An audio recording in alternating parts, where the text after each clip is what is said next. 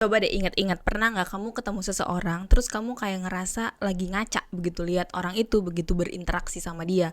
Atau mungkin kamu pernah ketemu dua orang yang berbeda, jelas-jelas berbeda, tapi setiap kali ketemu salah satunya, kamu pasti langsung keinget yang satunya lagi. Bukan karena fisiknya yang mirip, tapi emang karena semua hal dalam diri mereka itu kayak sama gitu loh. Fisiknya mungkin gak mirip sama sekali, cuman somehow kalau kamu ketemu yang satu ini, kamu pasti akan inget yang satunya lagi. Well, beberapa orang percaya pada twin flame theory, di mana katanya jiwa manusia tuh sebenarnya punya kembarannya. Pernah gak kamu ketemu seseorang kayak ngerasa berinteraksi sama dia tuh kayak kamu menjadi diri kamu sendiri. Bukan soal nyaman atau gimana ya, tapi kayak dia tuh gets you in a different level gitu. Cara mikirnya, selera humornya, cara mengambil keputusannya, terus cara pandangnya terhadap sesuatu, POV-nya kayak persis banget sama kamu. Padahal mungkin kamu baru ketemu, kamu gak kenal dia dari kamu kecil, kamu gak hidup sama-sama sama dia dari dulu. Atau mungkin kayak dia tuh cuman stranger yang kamu temui ketika kamu lagi merantau atau lagi traveling. Tapi kamu spend time waktu yang sebentar sama dia, kamu ngerasa kayak, ih ini orang kok kayak gue ya. Ternyata perasaan-perasaan kayak gitu tuh bukan kebetulan, dan untuk beberapa orang yang percaya banget dengan teori-teori, katanya ini namanya twin flame theory. Tapi apakah twin flame theory ini adalah cocok logi? Atau ada dasar-dasar yang bisa membuat somehow teori ini mungkin bisa jadi benar? Hai, it's Stephanie Further Step. Hari ini kita akan bahas soal the twin flame theory. Katanya jiwa kita punya kembaran. Let's get down. Kalau kalian sering baca-baca di sosial media atau scroll-scroll, biasanya kalian suka ketemu ada tulisan the twin flame theory. Well, buat orang-orang yang memang suka ngulik tentang teori-teori kayak gini, ini bukan teori yang baru muncul ya, dan bukan teori yang seperti last meeting theory yang adalah hasil dari diskusi orang-orang modern aja gitu. The twin flame theory ini dipelopori oleh tokoh terkenal yaitu Plato. Ini kan filsuf Yunani yang beliefnya, yang cara pandangnya ini banyak dipakai di dunia-dunia filsafat, atau banyak menjadi landasan dari definisi A, B, C, dari pengembangan ilmu-ilmu psikologi bahkan. Well, berdasarkan tulisan dan cara berpikir Plato dalam tulisannya di Simposium, katanya manusia itu sebenarnya memang awalnya makhluk manusia, itu kata Plato, itu tuh sebenarnya dalam one body, punya dua wajah, punya 4 tangan, dan punya 4 kaki. Jadi kayak dua manusia tapi di satu body, di satu tubuh. Nah, berdasarkan kepercayaan setempat, katanya makhluk manusia yang dalam wujud seperti itu tuh kuat banget dan dianggap mengancam para dewa-dewa. Makanya akhirnya sama Zeus, the Almighty One dalam mitologi Yunani, manusia ini dibelah dua sama Zeus gitu. Dan sejak saat itulah, berdasarkan tulisannya Plato di Simposium ini, katanya manusia tuh selalu craving untuk mencari belahan jiwanya, mencari setengah dari dirinya yang memang dipecah dua gitu loh. Makanya orang-orang mencari soulmate, orang-orang mencari mungkin dalam bentuk sahabat, pasangan hidup, whatsoever. Pokoknya ada belahan setengah dirinya yang memang kalau ketika ketemu ini benar-benar ngeklik banget, karena memang mereka ini satu kesatuan di awal. Nah, banyak orang yang suka bingung apa bedanya twin flame sama soulmate. Nah, menurutku beda. Kalau soulmate itu lebih ke sesuatu yang frekuensinya cocok, hubungannya menyenangkan, frekuensinya cocok, ngobrolnya nyambung, etc. etc. Tapi kalau si twin flame ini tuh bukan cuman hal yang bagus-bagusnya aja yang sama, tapi termasuk hal-hal yang gak bagusnya. Jadi gak cuma kelebihan, tapi kekurangannya itu juga sama.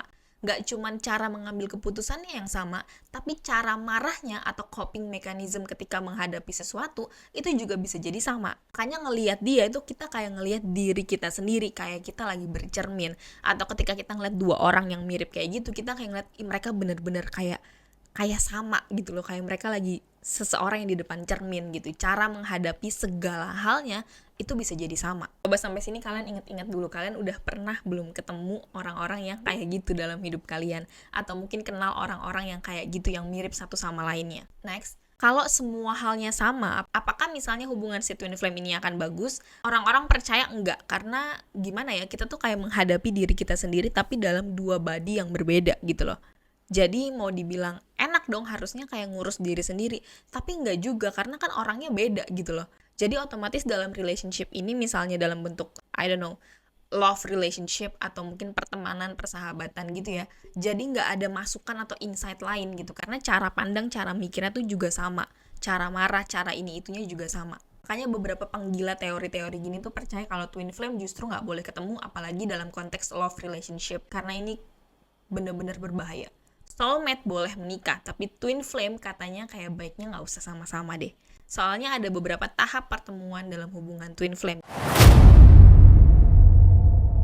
Yang pertama ini pastinya adalah tahap pertemuan. Ketemunya kayak takdir banget, destiny banget, nggak sengaja gitu kan. Orang-orang di sekitar kita bilang kayak, gila lo nggak klik banget ya, gila lo mirip banget ya sama dia, gila lo sama banget sih berdua gitu. Jadi kita makin dibilang kayak gitu makin senang pasti kan, dan akhirnya ya otomatis bonding dan sisanya itu akan berjalan dengan sendirinya. Yang kedua adalah tahap honeymoon phase. Ketika kita ngerasa seseorang nih sama, cocok, dan ngertiin kita banget, pasti segala hal bisa kita lakuin dengan penuh bahagia. Gak ada drama, gak ada perbedaan pendapat, sama gitu. Makanya enak aja ngapa-ngapain tuh pasti enak banget gitu. Tapi setelah itu katanya hati-hati. Tahap ketiganya adalah crisis, dimana hidup kan gak selalu sunshine and rainbow kan.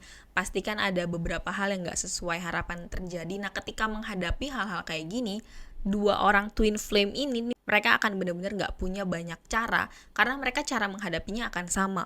Misalnya lagi ngadepin sebuah masalah, terus dua-duanya nih avoidant atau tipikal orang yang perlu menghindar, perlu retract. Otomatis masalahnya akhirnya gimana, gak ada yang ngurusin, gak ada yang ngadepin gitu. Bahaya banget kan kalau mereka berdua di pair dan dua-duanya kayak gitu. Biasanya kan dalam relationship yang sehat, ketika yang satu lagi off, yang satu on. Ketika yang satu lagi menarik diri, yang satu kayak berusaha untuk backup semaksimal yang dia bisa gitu. Sekali mungkin it's okay ketika dua-duanya ngalamin off. Disitulah kita perlu komunitas, perlu orang-orang yang ada di sekitar kita selain si pair ini gitu, selain si pasangan ini.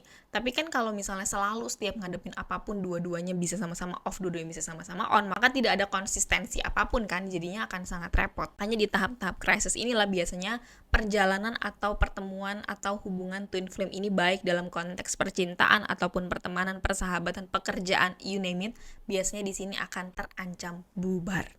Nah, buat para twin flame yang tidak berhasil di tahap crisis tadi, maka ada tahap keempat, yaitu separation, dimana akhirnya si twin flame ini mau gak mau harus berpisah, karena mereka akhirnya sadar sendiri, atau mungkin disadarin sama orang-orang di sekitarnya, guys, kayaknya kalian mendingan gak usah deh bareng-bareng, coba deh pikir-pikir lagi untuk melanjutkan ini secara bersama-sama. Kalau konteksnya pekerjaan gitu ya, mungkin bisa invite orang lain masuk, supaya ada yang nengahin, supaya ada yang, karena kadang perbedaan kan emang perlu kan. Nah, jadi apakah twin flame itu ada, nyata? Karena twin flame theory ini kan bukan ilmu baru ya. Jadi pasti ilmu psikologi udah pernah ikut menanggapi soal twin flame theory ini. Kalau menurut pandangan psikologi, mungkin yang paling dekat atau yang paling mirip salah satunya dengan konteks ini yang bisa dipakai untuk kasih referensi adalah fenomena projection. Katanya ketika kita tertarik pada seseorang, otomatis kita tuh menyalurkan semua energi, aspirasi, mimpi, keinginan, kesukaan, kan hal-hal seperti emosi, luka, trauma, kita memproyeksikan semua itu ke orang itu karena dia get us, dia ngertiin kita, makanya kita memproyeksikan semuanya tadi ke mereka. Nah, karena dalam berbagai hal ini udah makin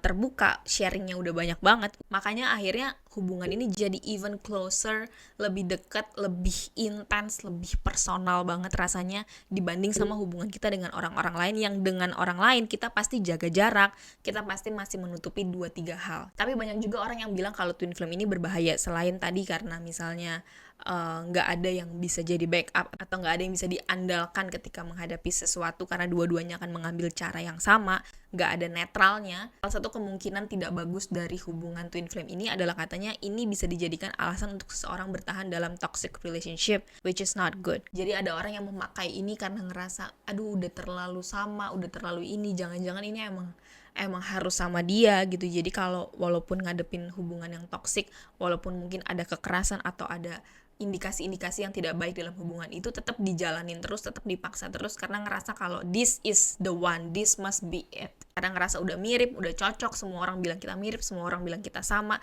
jadi ini harus dipertahanin. Padahal kan bisa jadi juga itu bias doang, karena kita sukanya itu, karena kita lebih senang dengar yang itu, maka kita nggak mau dengar pendapat orang yang lain yang tidak sejalan dengan apa yang udah kita sukai. Kayak beberapa pandangan psikologi yang udah kita bahas di video-video lain. Kalau aku pribadi, aku lumayan percaya sih dengan ini, karena aku pernah ketemu sama seseorang, sekarang udah gak bareng-bareng lagi, karena memang kita dulu ketemunya waktu aku lagi away from home, dan perkenalan kita tuh sebentar banget dan sangat-sangat tidak disengaja gitu. Dan dia laki-laki, tapi kita nggak ada sexual attachment gitu loh, cuman pure berteman aja gitu. Setelah pertemuan 1 kali 2 kali ngobrol segala macem, lama-lama kita kayak ngelihat diri kita di satu sama lain gitu loh. Bahkan kita kalau bercanda kayak hi twin gitu, saking ngerasa kalau terlalu banyak hal yang sama, cara mikir, cara ngambil keputusan, cara ngadepin masalah, coping mekanismenya gimana, itu lumayan sama banget gitu. Tapi kami termasuk beruntung karena kan tidak ada sexual attachment, tidak ada urusan pekerjaan, kita bukan roommate, bukan kayak yang tinggal tetanggaan juga. Jadi kita ketemunya jarang, komunikasinya juga maksudnya kayak punya gak sih temen yang komunikasinya nggak tiap hari tapi begitu komunikasi tuh kayak rasanya baru kemarin ketemu gitu. Jadi semua seperlunya aja, tidak ada hubungan yang daily dose. Di isinya Twin Flame ini cuma yang seru-serunya aja gitu. Beberapa mungkin ngelewatin fase sedihnya satu sama lain, tapi karena nggak saling ketemu dan bukan yang tiap hari ketemu, makanya tetap masih ada sedikit rasa netralnya. Cuman ya itu artinya Twin Flame itu nggak harus satu gender, nggak harus tinggal di deket kita, nggak harus dari negara atau etnis yang sama kita. Bisa jadi benar-benar total different person dari kita, yet tapi juga sama banget sama kita. Jadi gimana guys, kalian percaya nggak soal the twin flame theory ini? Atau punya nggak pengalaman pribadi? Kalau punya, cerita dong di bawah. I would love to read them all. Aku mau kenalan juga dong sama kalian. Coba temuin aku di sosial media yang lain. Dan jangan lupa subscribe karena Doorstep akan selalu hadir dengan topik-topik menarik from around the globe. Kalau kalian punya saran juga jangan lupa request ya. I'll see you next time. Bye!